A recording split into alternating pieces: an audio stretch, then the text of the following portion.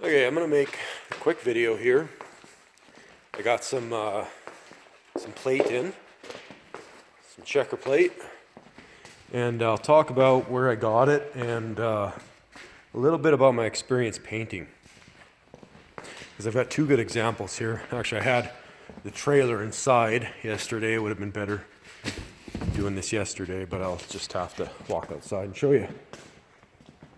So the first thing I want to mention is the difference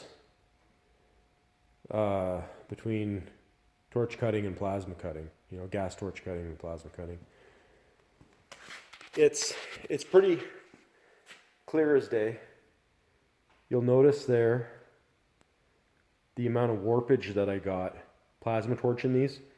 Now when I think about plasma, dragging out the plasma torch, dragging the air hoses out,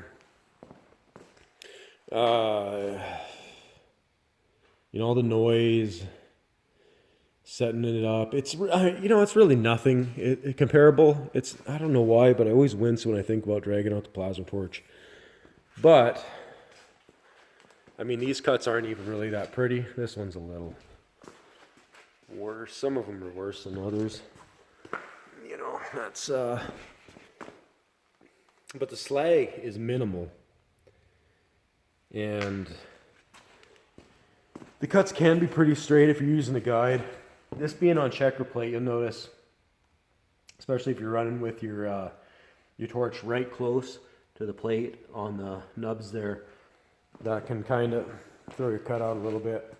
I mean, I'm probably just making excuses, but there's a couple pros and a couple cons, and I'll get into them right quick here. Now, yesterday, the only guide that I had was this 3/8 inch thick piece of steel here, and other than it being a little bit on the thick side for a plasma torch, it was a great guide. I mean, it would have been a great guide if I wasn't cutting such large pieces of checker plate.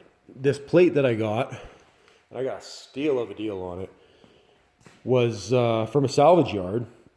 And I mean, you look at this plate. I mean, I have dealt with much worse looking plate than this, working in different shops over the years.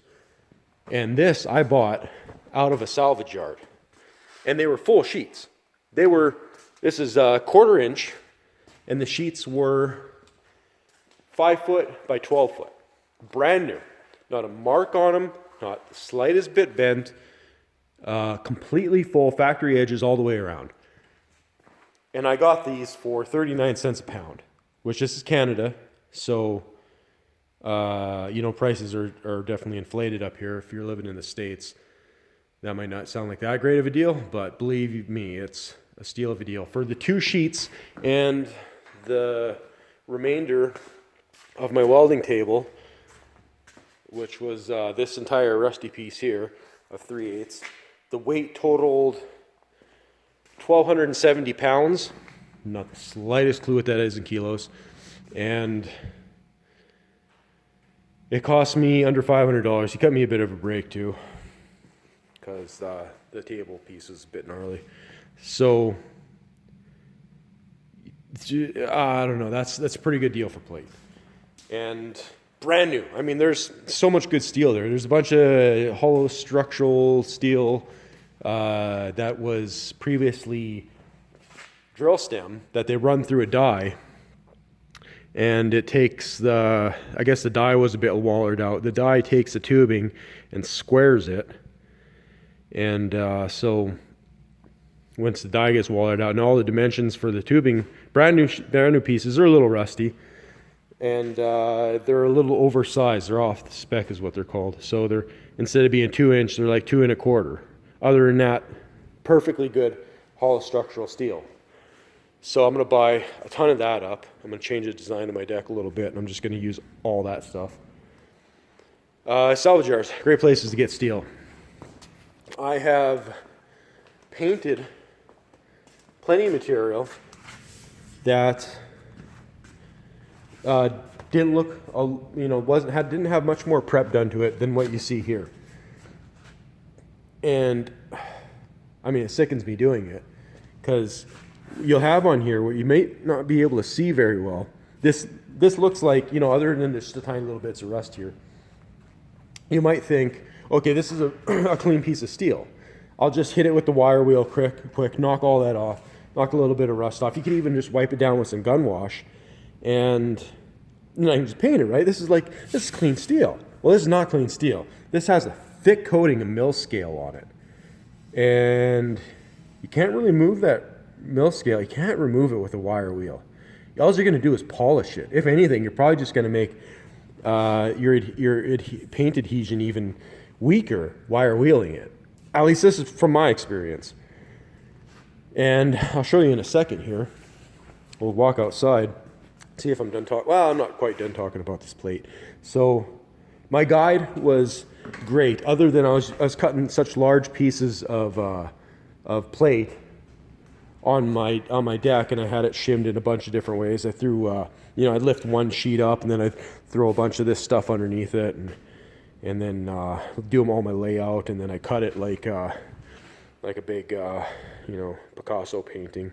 And my deck's gonna look a little funny because I'm gonna have kind of look a little bit of a jigsaw pattern to it when I weld it all together, but I'm optimizing the amount of plate that I got, because I actually bought 2 sheets, which would have been more than enough, but I found out that the extra sheet that I bought fits my trailer perfectly, which you're going to see in a second here. So I found a way to make it all work, and I only have a very small piece of plate left over.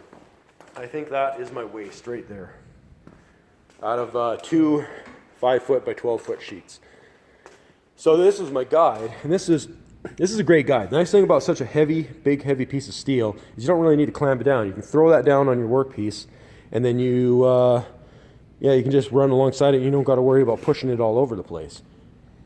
And this would have worked great for a plasma torch. 3/8 is about as thick as you'd want to go, but because there was little bits of bows in the plate, there were some spots where I was a little bit too far away.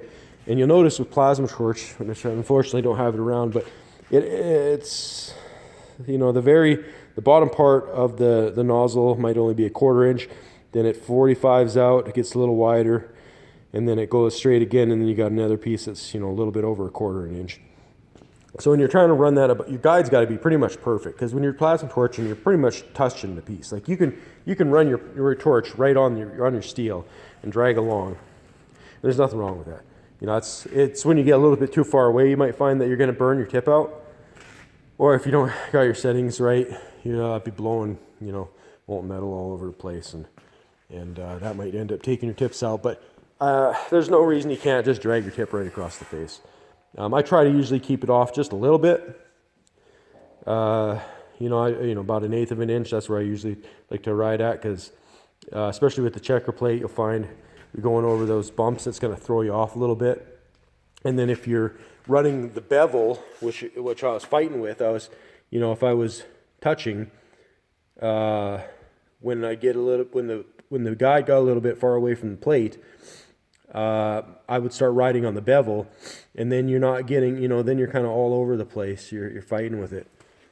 So 1/4 inch would have been better. I'm just going to recommend, just to save some time here, I'll recommend using 1/4 inch piece of steel guide for cutting plate.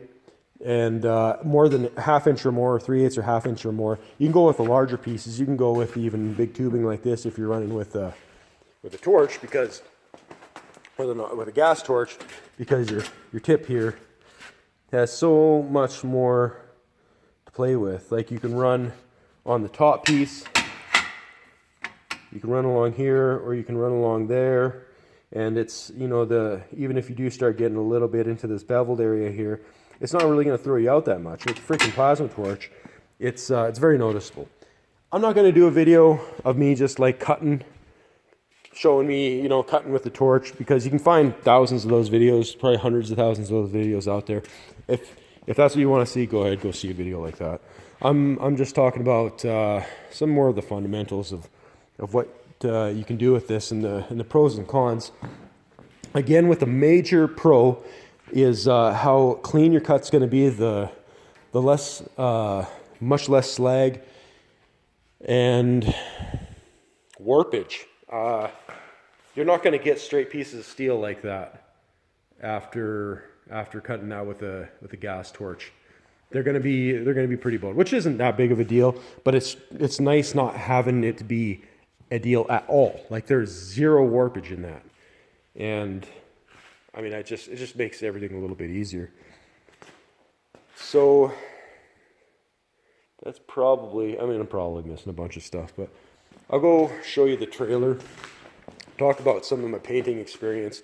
So with, you know, with a lot of times in a rush, I've had to, let's just say, clean a piece of steel like that off with some gun wash, you know, maybe hit it with a wire wheel if it's a little gnarly, and then, you know, prime and paint it. It ends up, well, you're gonna see what it ends up looking like. It's not good. You don't want to do that because you're not actually getting adhesion to the steel. You're not penetrating the mill scale at all, and the mill scale is basically just an oxidation layer. So you're just painting the oxidation layer. As soon as you get the slightest little bit of an opportunity for water to get under the paint, it's going to maximize that oxidation layer, and then you're going to get something like this going on. You can see here, this is the mill scale here. The paint, you know, has hardly adhered to this at all. The mill scale is actually acting like a bit of a protective coating itself. You see here, I mean, there's hardly any rust on this thing. Now that doesn't mean you can't paint it, because you're going to find in areas like we have here where it does get a little bit of abrasion, then it just absolutely annihilates your workpiece.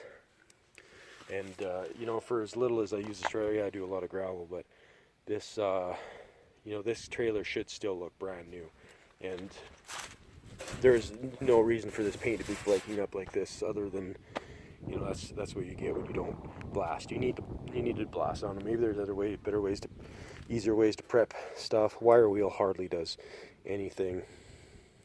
Maybe there are more aggressive wire wheels out there that I'm not aware of, but that, and I see a lot of this. This is people think you can just hit it with some gun wash and paint it. No, you can't. You absolutely cannot. You need to break through that oxidation layer, and the more of it you take off, the better your paint's going to adhere. So this is the other piece of my steel here for my deck. Here's the remainder of the deck, and now I've got a beautiful, beautiful, absolutely gorgeous deck. It didn't fit entirely perfect, but this is fine because I'm going to put a larger piece here. I'm going to try to find some 2x4. I might not be able to find it. Be nice to have a piece of 2x4 here. That way when I'm setting rebar or something down on the deck, it'll give me an area to be able to get underneath it with the forks and lift things off. But I might just end up throwing a piece of 4-inch by 1/2-inch plate on that as well.